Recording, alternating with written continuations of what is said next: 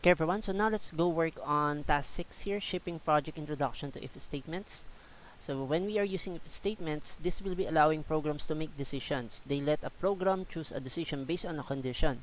Below is an example of how an if statement can be used to determine the section of code which print statement to use.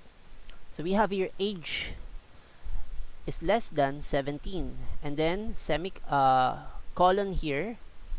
And you would see in other programming languages you might encounter, let's go and copy this here just so that you'll have an idea. In other programming languages, usually we place this in a parameter and semicolon or curly brackets the information here. In JavaScript, this is how it's done, and then this will normally be placed inside of this code block. Okay, but in Python, we don't need these extra characters.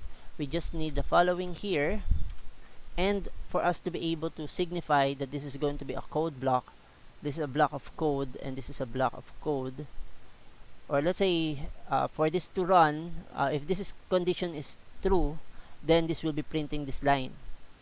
Else, if this is not true, then this will be printing this line. So if we try to run this code, age is not defined. So let's say age is equals to 17. You're old enough to drive. So I added a age variable here. We defined it, and because we know that age is not less than 17, so it printed out you are old enough to drive. But if we print out here, let's say 16, you are not old enough to drive. So you would see it printed out the first condition here, or the first line of strings or words. So that's how if-else statements work. So in the example, if you are younger than 17, the program will output the text, you are not old enough to drive. However, if you are over the age of 17, the program will output you are old enough to drive. Depending on the condition, in this example, it's the age variable, the program will run different code sections. So there are some key components we note from our code example above. The if keyword indicates the beginning of the if statement, followed by set of conditions. So we have set of condition here, which is age is less than 17.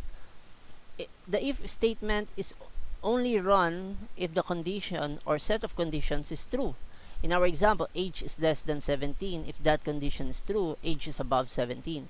The code within the if statement runs. Per the example, if certain conditions are not met, the program can default to running code shown in the else part of the if statement. A colon marks the end of the if statement. It's like a period. In the English language, we usually end our sentences with a period. But in Python, we use the colon here. Note the indentation. Anything after the colon that is indented is considered part of the if statement, which the program will be executing. So it's important that we also note the indentation here. Let's see what will happen if we don't have an indentation, just for testing purposes. If we try to run this, bad input on line 4, you would see. So we have to have indentions. It's really a requirement for Python for it to be able to identify what program it will be executing or what instructions it will be executing. Okay, so let's say we have 18 here. Okay, so we have here a flowchart. Usually we can try to create a flowchart for us to be able to identify and then try to transition it to code. So we have the start. Is driver younger than 17? Yes or no? If yes, you are not old enough to drive, stop. If no, you are old enough to drive, and stop. If statements are essential in programming and will be something you use a lot. In this exercise, we will code a small application that calculates the outputs, the shipping cost for a customer based on how much they've spent. In the code editor, click on the shipping.py tab and follow the instructions to complete this task. Okay? Once you've written the application in the code editor shipping.py tab, a flag will appear which is the answer to this question. So we have the following here. So we have in this project, you'll create a program that calculates the total cost of a customer shopping basket, including shipping. So if a customer spends $100, they get free shipping. If a customer spends less than $100, the shipping cost is going to be $120 per kilogram of the basket's weight. Print the customer's total basket cost, including shipping, to complete this exercise.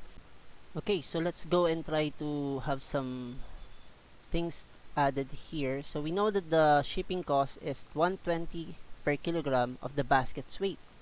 So we can go and create a variable for the shipping cost per kilogram so that we can reference that and we can reuse this value. So let's first write if we have here customer spends over 100, they get a free shipping. So we can try to go and if customer basket cost is equals to or is greater than or equal to 100, let's end that statement. Let's print free shipping. So if we try to run this and we give this a value of 100, you would see we get to print out free shipping.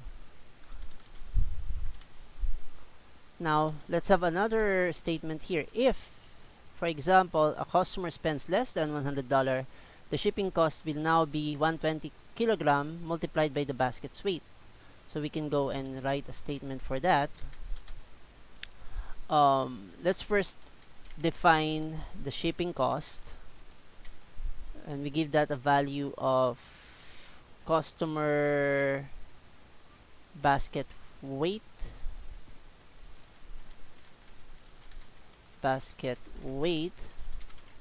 multiplied by shipping cost per kilogram.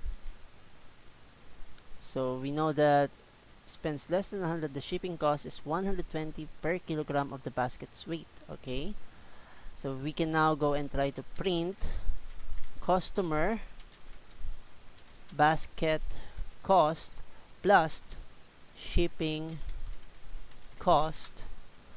So we are adding the customer basket cost plus the shipping cost that we have here, which is the value of customer basket weight, which is this 44, multiplied by the shipping cost per kilogram, which is this shipping cost per kilogram. So if we try to run that, we get to find this THM if statement shopping flag, and we get that correct. Now another statement here, if print the customer's total basket cost including shipping to complete this exercise. So we will now be, we'll just need to change this to, let's have a string customer total basket cost.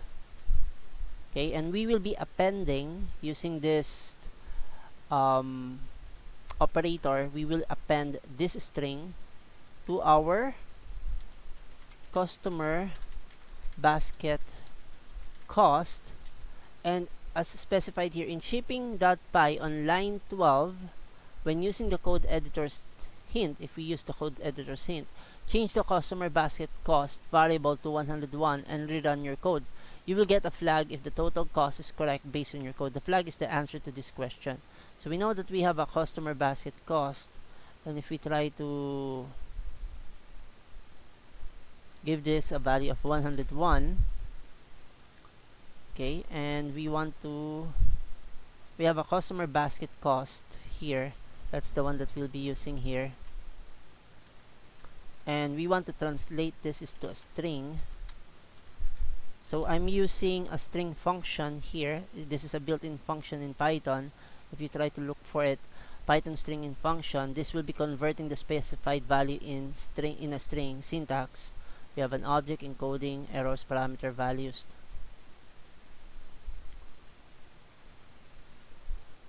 Okay, so it will be turning the value here into a string.